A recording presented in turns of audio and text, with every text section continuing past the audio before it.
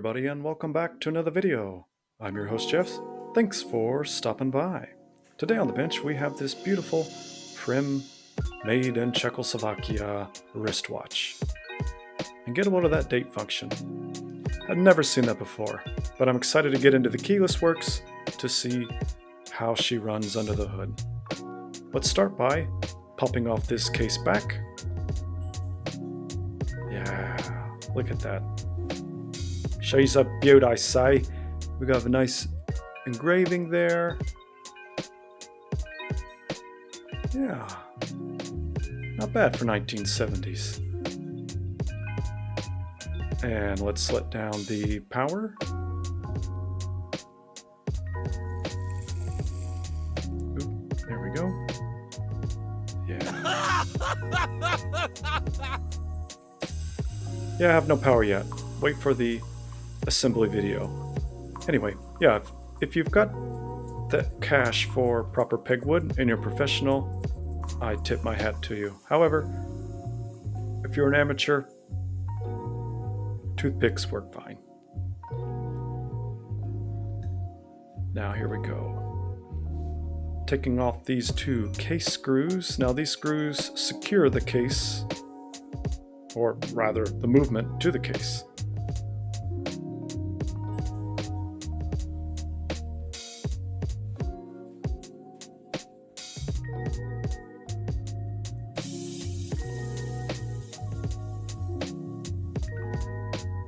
Okay, and taking a look at this bezel. Oh! Yeah, I'm gonna try not to do that.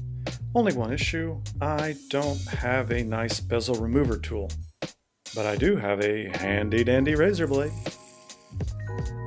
And all I'm going to do is work that edge right into the crease there.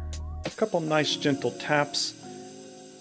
And that should give me just enough clearance to slide the case back opening tool to pop off that bezel, and there we have it. Why, thank you, Sir Lewis. On to the hands. We'll pop these guys off and set them aside for safekeeping.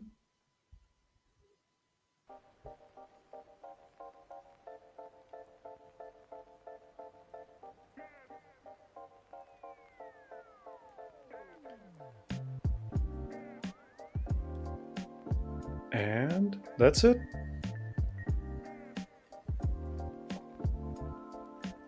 We should have no issues now. Removing the case. And time to focus on removing the dial. Step one of this process will be to loosen the dial feet screws. These press against the dial feet that hold the dial to the movement.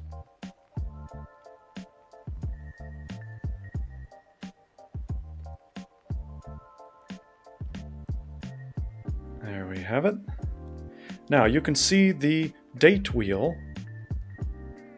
and I don't want to damage that part because it is visible by the user, and so I'm not able to pry off the dial like you might, so I'm very, very gingerly coaxing off that dial. But she's putting up quite a fight. Ah, there we go. Yeah, that felt like Excalibur. And now we're off to the races. Let's get this movement stripped down. Step one is to take off the balance. This is just a general good habit, I do believe, as it is the most sensitive component of the assembly. Whoa!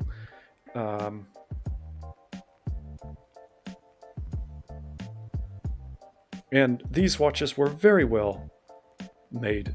The fit and finish is unbelievable. I'm trying to take off this balance bridge and it just, watch, boop, pop right back into place. I've can't say I've experienced that too many other times, but luckily, oh, there we go. Okay, now I'm out. So let's put this away for safekeeping. we'll need to disassemble and lube that later. Here's how I store mine. And look at that, thing of beauty. And here's our capstone up close. And you can see our whole jewel below. Everything looks fine there. We'll dig into that in the assembly video later.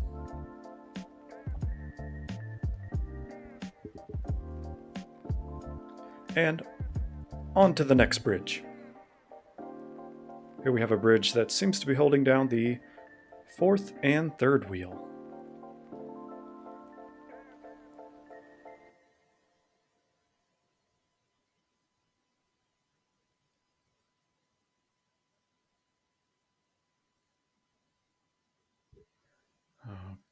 Okay. Oh. Yeah.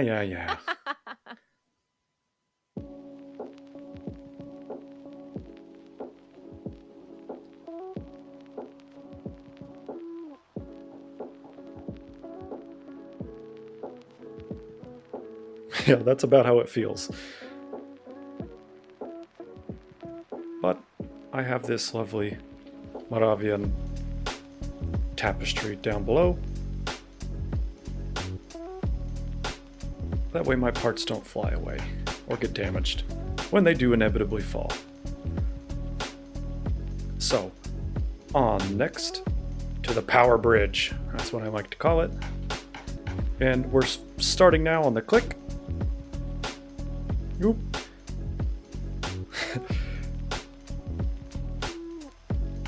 So when I'm filming these, I'm not in my normal watchmaking stance, you might call it.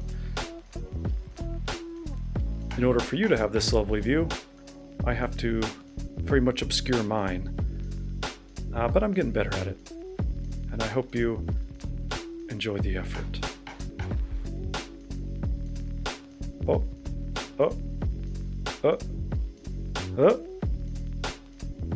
Sixth time's the charm. That's right. Thank you.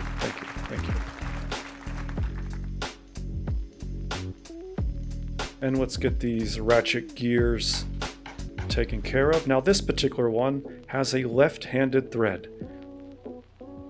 And what's nice, thank you Prim, they labeled the top of the screw with those extra lines to make sure I know.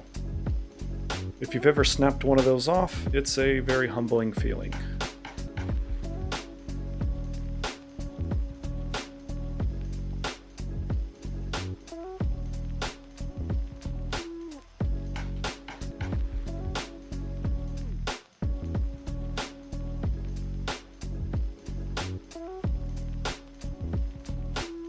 And now I'm just simply looking for a good way to get that ratchet wheel off. I don't want to damage anything down below. Now, as I'm editing this and watching it myself, why didn't I just use the landing from the click? I don't know. When you do it, you can. It's one reason I've made this video is I couldn't find a good reference for taking these things apart. Typically when I get a new watch that I want to disassemble before tearing into it, I'll watch everything I can on YouTube first, so I know, or at least have an idea what I'm getting myself into. Now that doesn't obviously work every time, but to have a vague understanding makes a big difference. And so hopefully somebody will be able to watch this video and repair or restore their own Prim watch.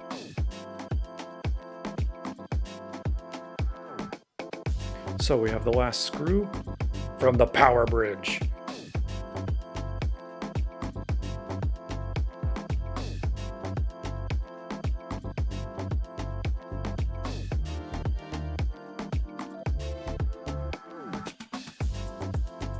Ooh. Yeah, that's what it felt like when I did that. Yes, I inspected the area. I did not scratch it. That's part of the angle that you hold the screwdriver at. I got lucky that time.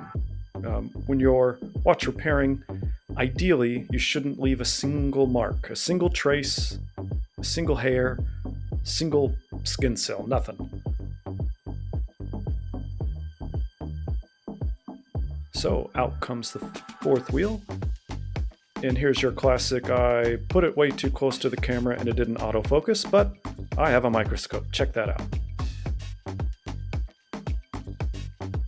And on to the third wheel.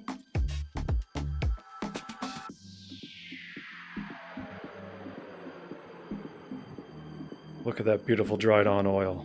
But the pivots are in great shape and they don't look damaged, which is good news. And out comes the mainspring. And look at this sub-bridge. I haven't seen too many designs with this sub-bridge, but I think it's interesting. And then the wheels go through the sub-bridge. I think it's just quite cool.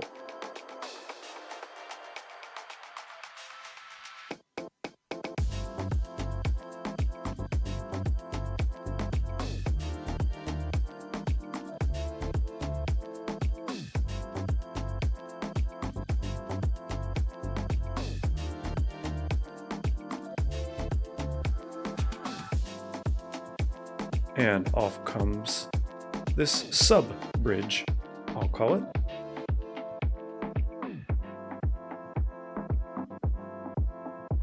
Oop. There we have it. Okay.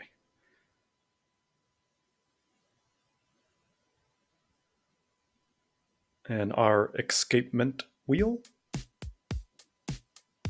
looks to be in good shape as well. A little dirty, but we'll take care of that.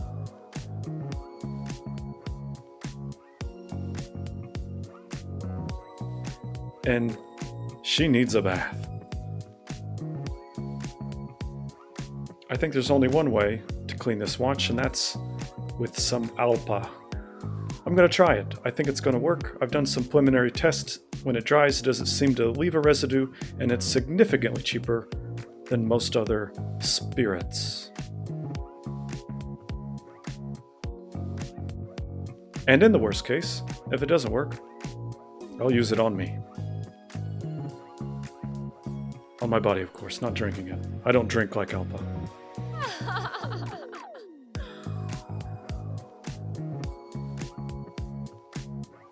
And here is our bridge coming off for the pallet fork.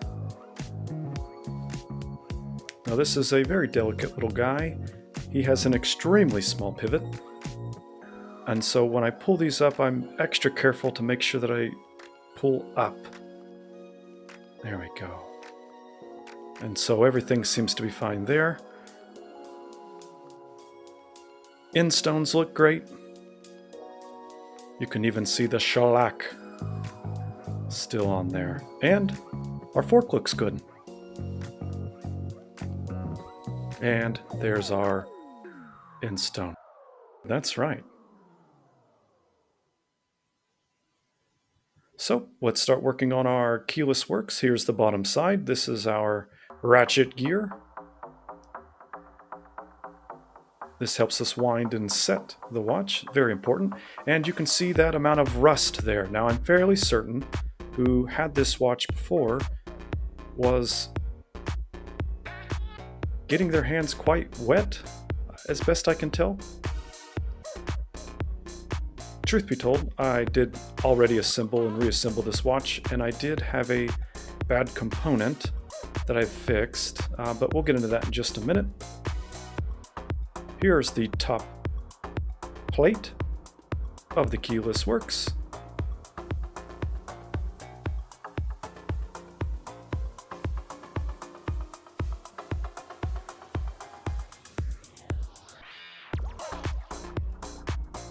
I'm excited to see how this date function is gonna look.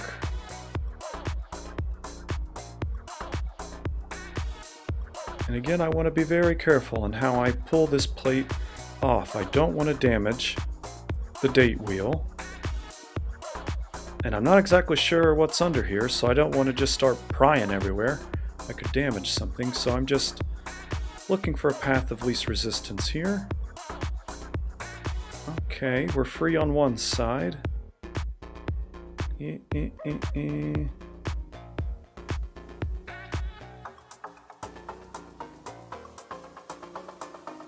Let's see here, a little wiggle. And, oh, there it is. Whoop. And there she flew away. And that's to be careful because I have a spring there that looks like it engages the foot that kicks and holds the position of the date wheel. So let's get this guy out of here first. I don't want to scratch or damage that. Here's my hour wheel. There's our foot. We'll pull that out. And check out our date function there. Looks like we have a type of a Geneva cross that allows us to move the day forward naturally, but when we enter into the indexing function, it allows you to index. Very cool system. Again, never seen it before.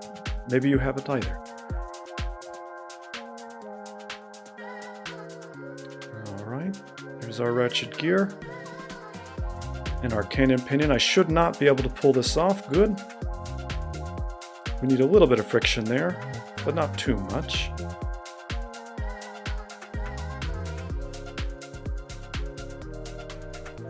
I really like this keyless works system, I must say. The features are quite advanced, yet the design is quite simple.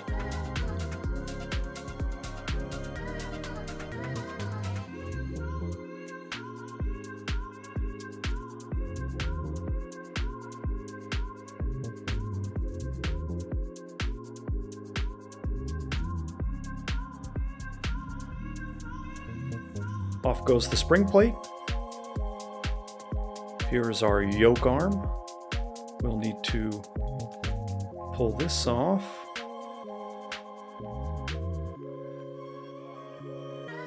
And that spring is held into the movement, so that is a nice welcome surprise. Normally those are flying across the room. There we have it.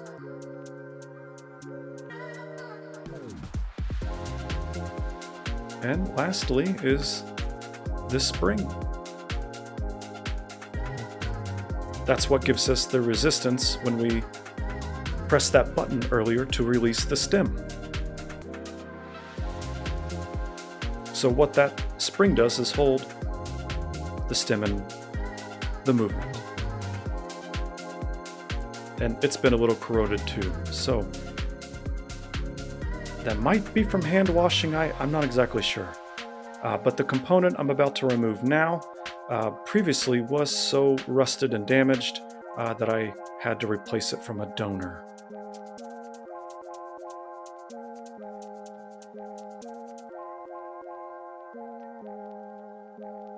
And I was quite happy to know that the parts were interchangeable. The Prim watch I pulled that from was made about 20 years later, but yet it still fit.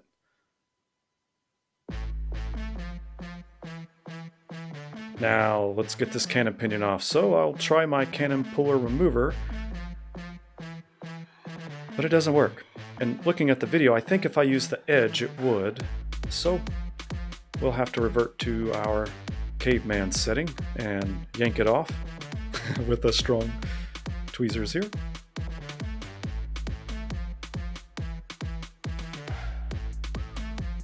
And we'll pull out our second wheel and get this thing ready for cleaning. Well, I hope you found that useful. I'm going to clean this guy up, as you can see, dried on oil, and get it ready for assembly. So, like and subscribe so you can get a notification when I put this thing back together and put it back to use and let it serve someone else. Thanks for watching, guys. And thanks again for stopping by.